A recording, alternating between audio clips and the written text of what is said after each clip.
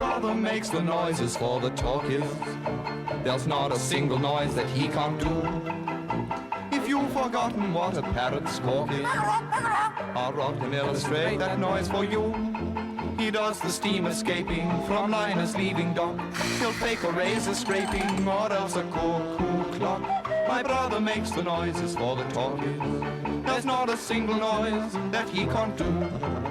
Records like My Brother Makes the Noises for the Talkies, you know, kind of appealed to us all because it was a kind of humorous look from the time. You know, we'd all been led to believe that the 20s and 30s, the Great Depression and all this kind of thing, we'd seen film clips of shuffling soup kitchens and things like this, and it was quite a revelation to find out that people had a sense of humour.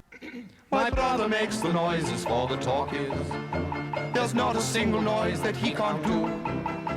I'm really not quite certain what a stork is, but if it makes a noise, then Rod does too. He makes the noise that steers make when cowboys make a swoop. He makes the noise that beards make when used for straining soup. My brother makes the noises for the talkies. There's not a single noise that he can't do. One of the things they did was to go out and find old 78s in the days of 78s vinyl of classic musical songs that they then reinterpreted. It became a hobby to go out and look for these wacky 78s in the street markets, you know. And yeah, that's where, you know, My Brother Makes the Noises for the Talkies, Ali Baba's Camel, Hunting Tigers out in India, The Stalkers Brought a Son and Daughter to Mr. and Mrs. Mickey Mouse, all this wonderful stuff, you know. Now let's forget you for a moment and talk about your records. Where do you get all these marvellous records from? Well, in fact, places like this, here in the Old Kent Road, Goldie Oldies, and I'm hoping that I'll find in here some whelks as well as some records to brighten up the radio program. Hot hits is the two big reasons why I like you. Oh, whack-a-do, whack-a-day, I did. I'm on this one. There I am, Bonzo Dog Band. Can Blue Men Sing the Whites? I wrote that one. But what I'm really after is 78s. Where are they? Yes, here. Rascals. It worked very well as a single, I thought, because they used all the special effects, like pistol shots and the noises from the talkies, actually, on the record. And it also gave them a chance to introduce the famous Ralmonium. I think that's how you pronounce it, but it was something that Roger Spear devised, which was a machine for making a tremendous racket on stage. But even that, I think, it was too straight, so I think I kicked it over just in the last, you know, let's have something happening. So I kicked over the noise machine and sort of running around and sort of just end with chaos. We all, you know, quite liked, you know, Duchamp. I think he was the band pin-up amongst all the artists, you know. And in fact, there's still a little corner of the Tate Modern with some of these original things, like Man Ray's Cadeau, you know, the flat iron with the tacks glued on it, you know. Just wonderful kind of simple ways to make you rethink, you know, readjust the furniture in the mind. So Dada, yeah, but if you try and explain, you know, in a short time, you know, a turn of the century anti-art movement, you know, well, let's change it to doodah, let's not go there.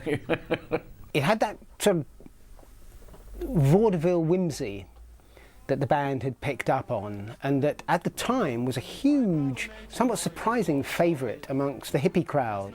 Maybe it was because the Flappers in the 20s had been the closest thing to the hippies. I think actually it's better than the original. It's much funnier, more vibrant, and of course it was a huge stage classic. It was a number everybody loved to hear him perform. Hey, Pluto!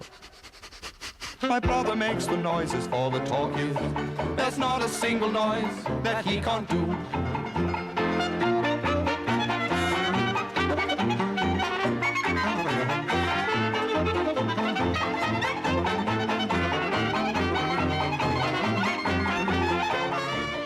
Little Sirocco was a song from the Second World War period that the Bonzos used to do live.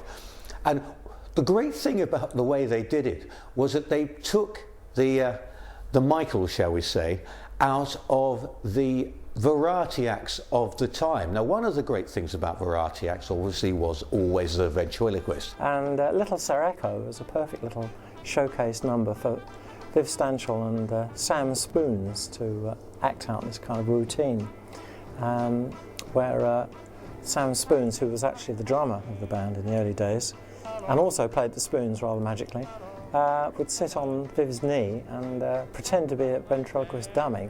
So they do this ludicrous act. Hello, hello, hello,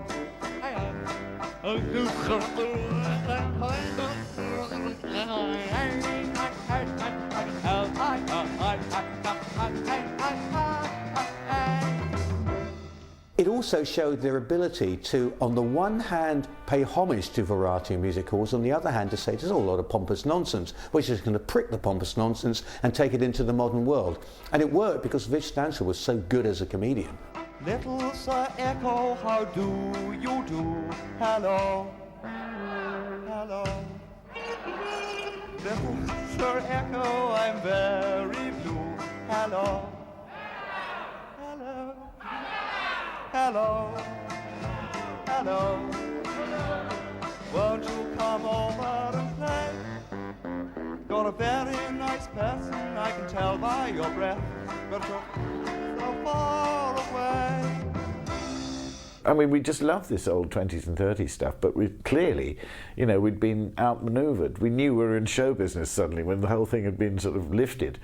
So, you know, so that's, you know, it actually did us a favour because we started writing things and looking at all sorts of music, and Gorilla was probably the first album that had all that kind of thing. Cool Britannia, Britannia, you are cool. Take a trip, Britons ever, ever, ever shall be hip, hip me, hip me.